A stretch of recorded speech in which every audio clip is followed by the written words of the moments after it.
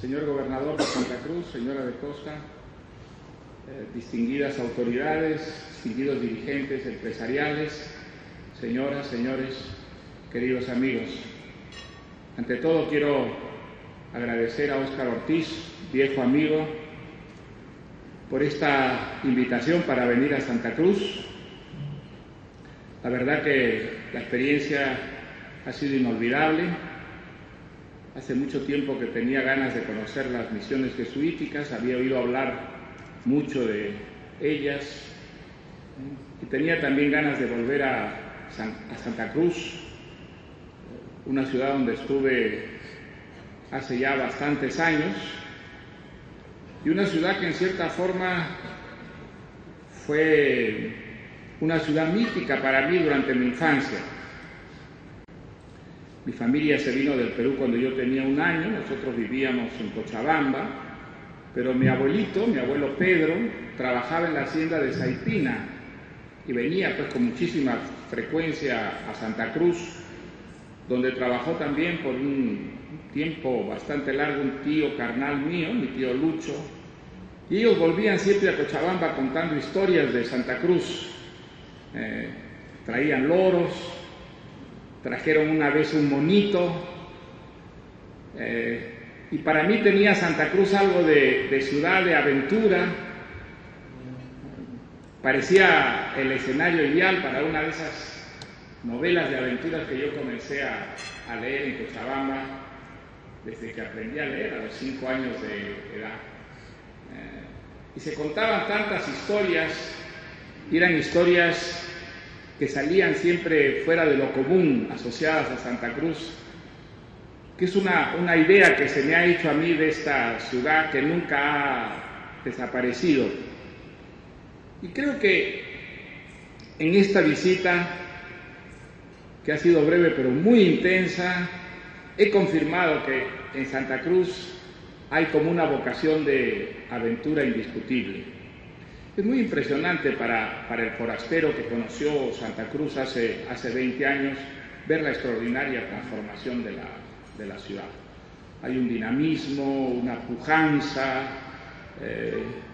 un medio ambiente que despierta el entusiasmo, que despierta la admiración, y a mí me parece extraordinariamente estimulante como latinoamericano que esa gran transformación haya tenido como punta de lanza a los empresarios cruceños.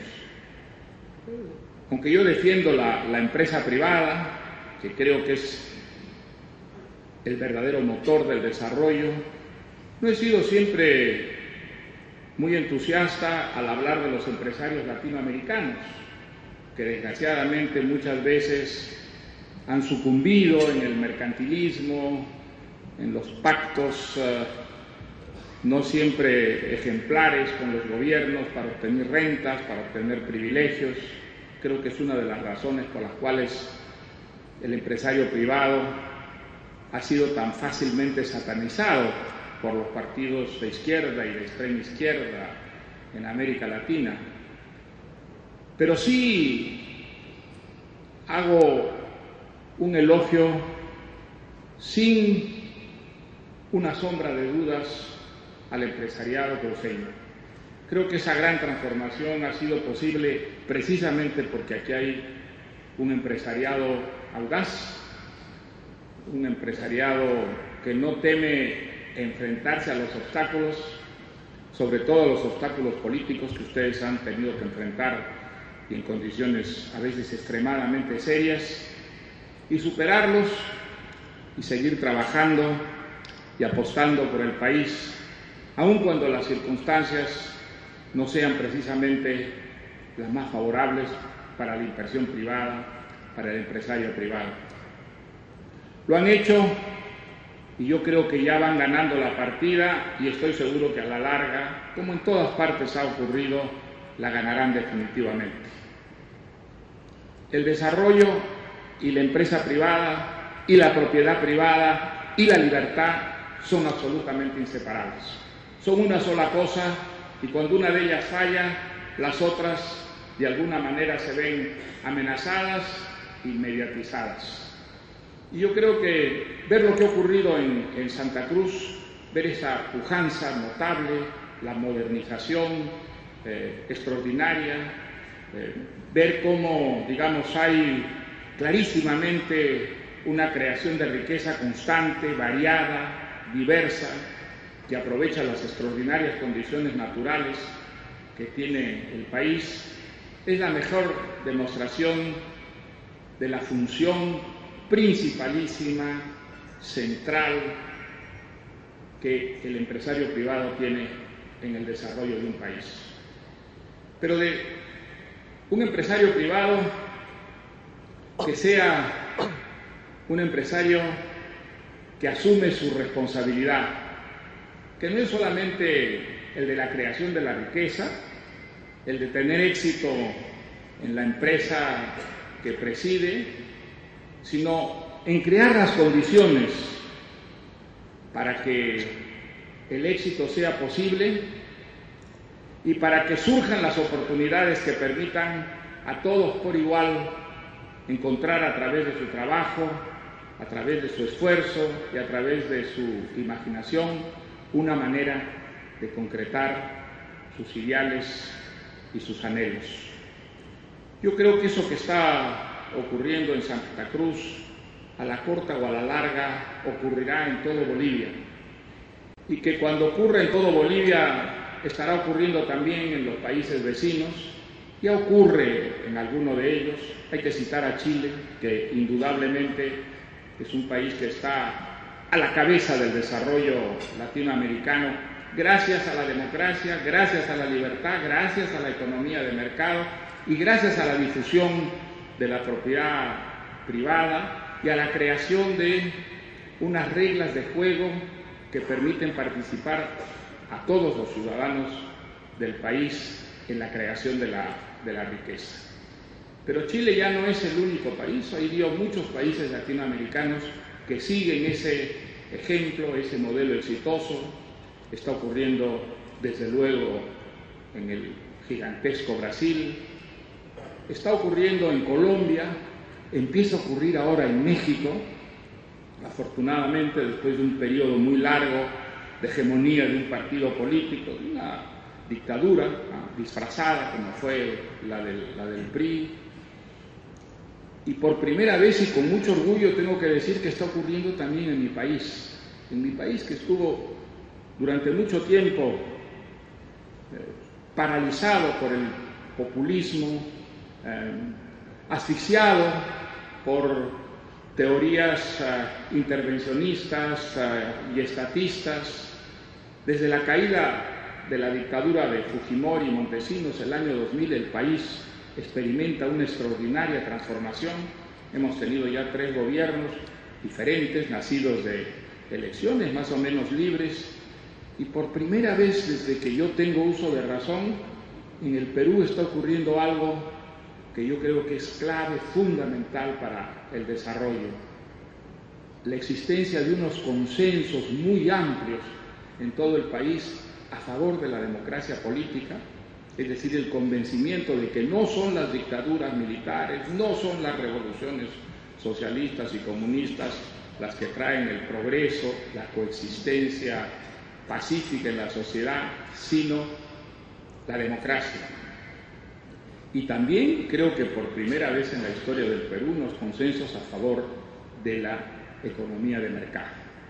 Esto en América Latina era muy difícil de conquistar, gran apoyo popular, había unos prejuicios tremendos contra la empresa privada, contra la propiedad privada, pero creo que los desastres que hemos experimentado con el populismo, con el estatismo, han ido abriendo los ojos y la conciencia de una mayoría de peruanos a favor de este convencimiento, que la empresa privada, que la inversión extranjera, que la economía de mercado, que un régimen de libre competencia es absolutamente indispensable si queremos crear riqueza, si queremos crear empleo y si queremos ir dejando atrás su desarrollo.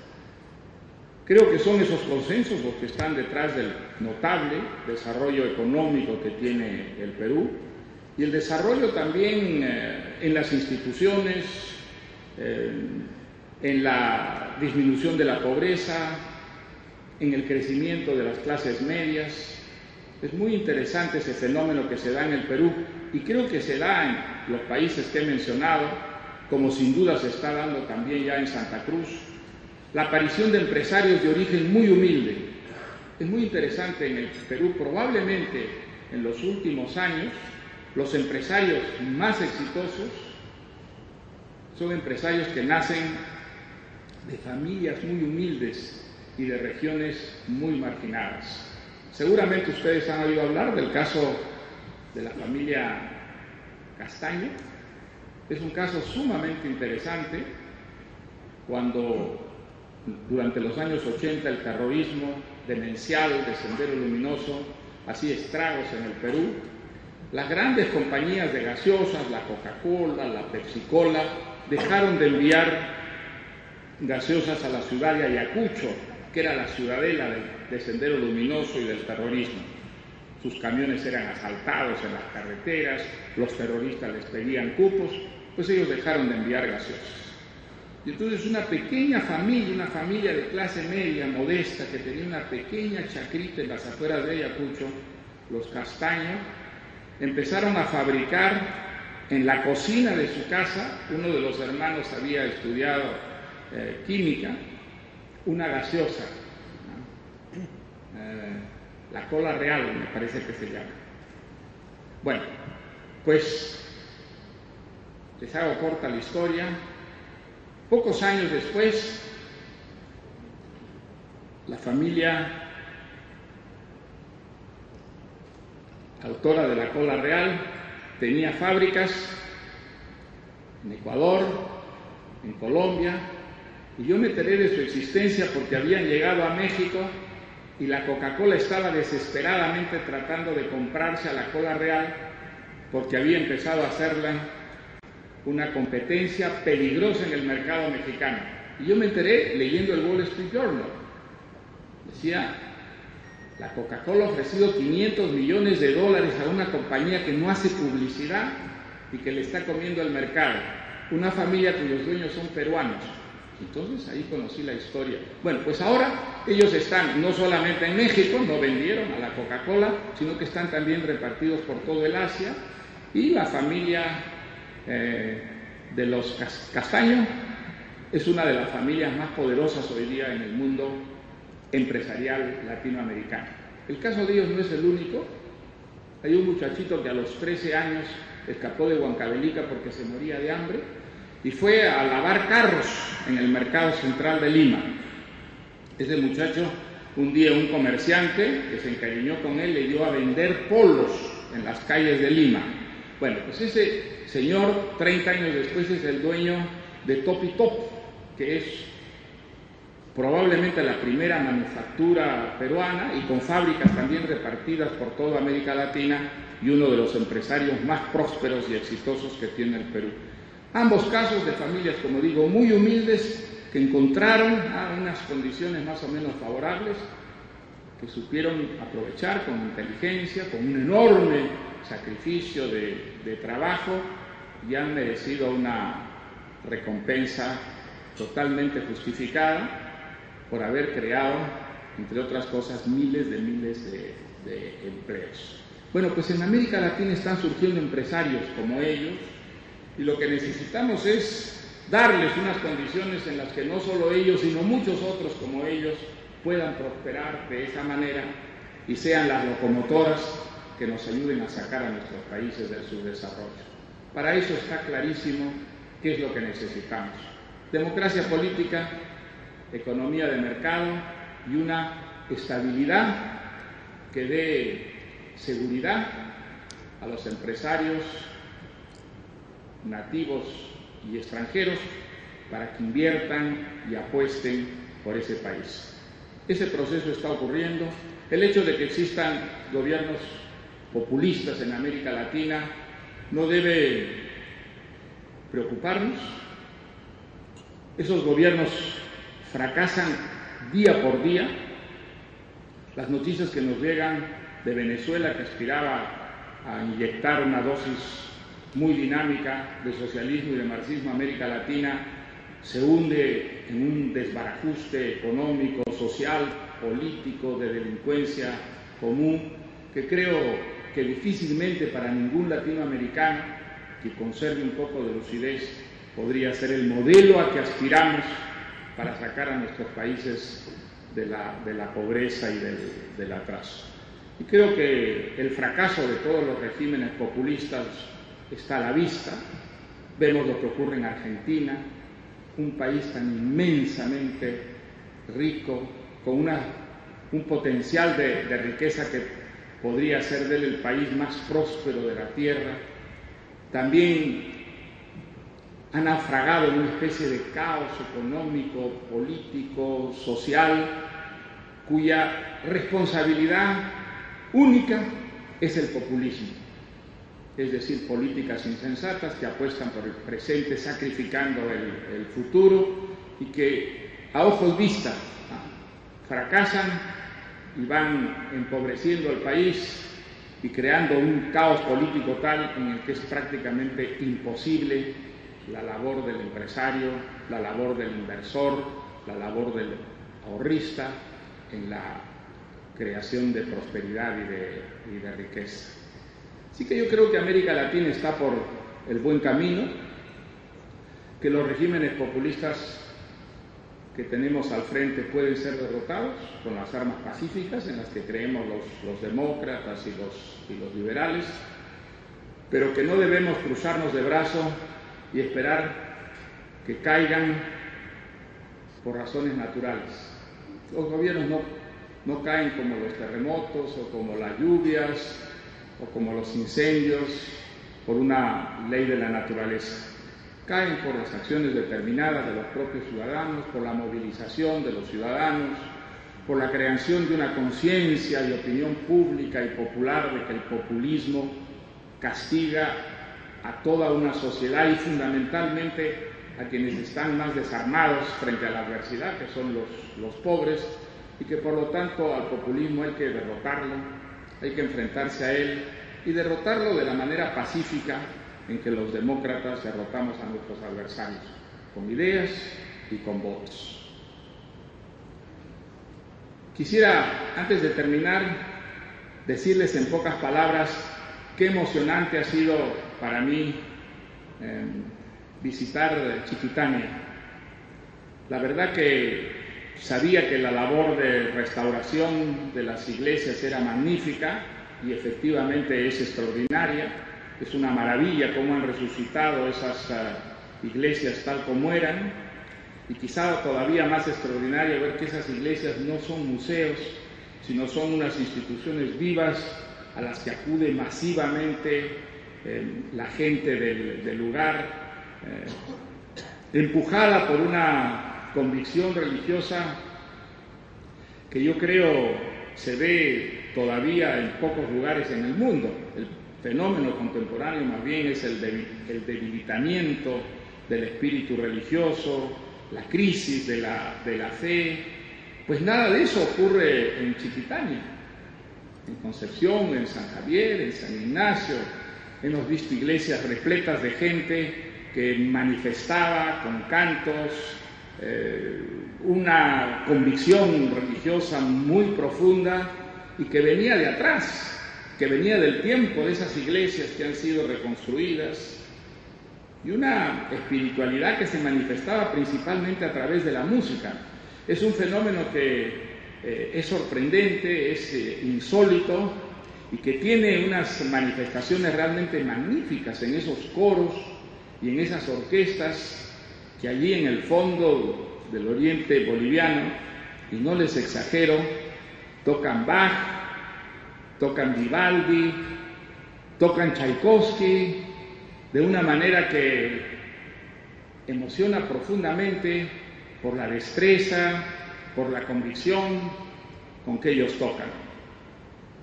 Es un fenómeno extraordinariamente interesante cómo estos pueblos, que son pueblos muy modestos y más bien pobres, despiertan la envidia del forastero.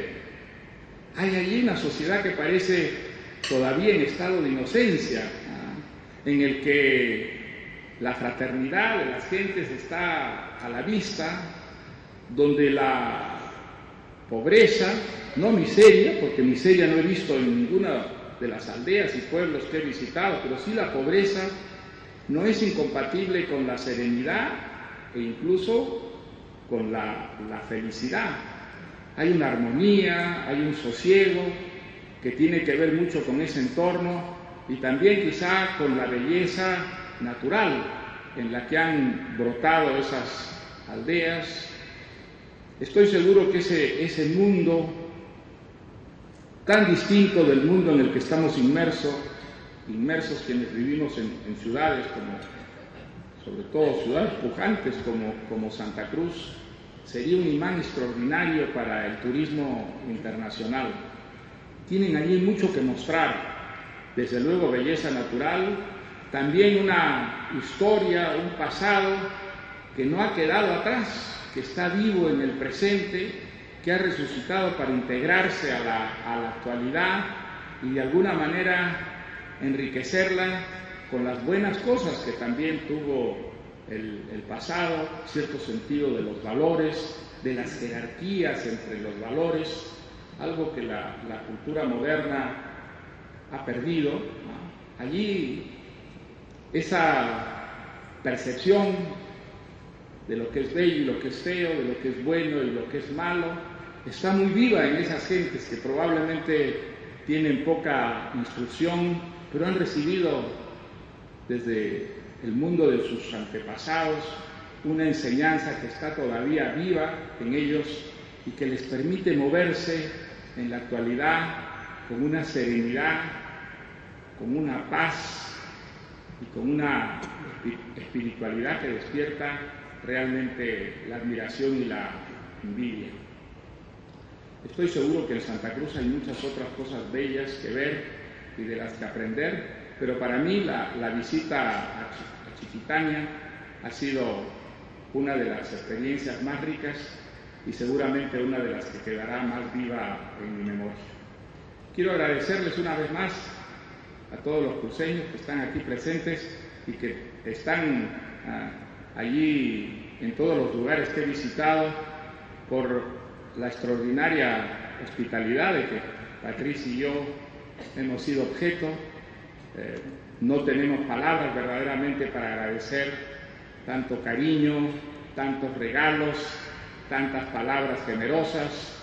Nos han dado una verdadera lección de amistad, de cariño que no vamos a olvidar. Pues nada, termino mis palabras agradeciéndoles a todos ustedes esta cena y también haciendo votos por el éxito, por los nuevos éxitos de Santa Cruz. Muchas gracias.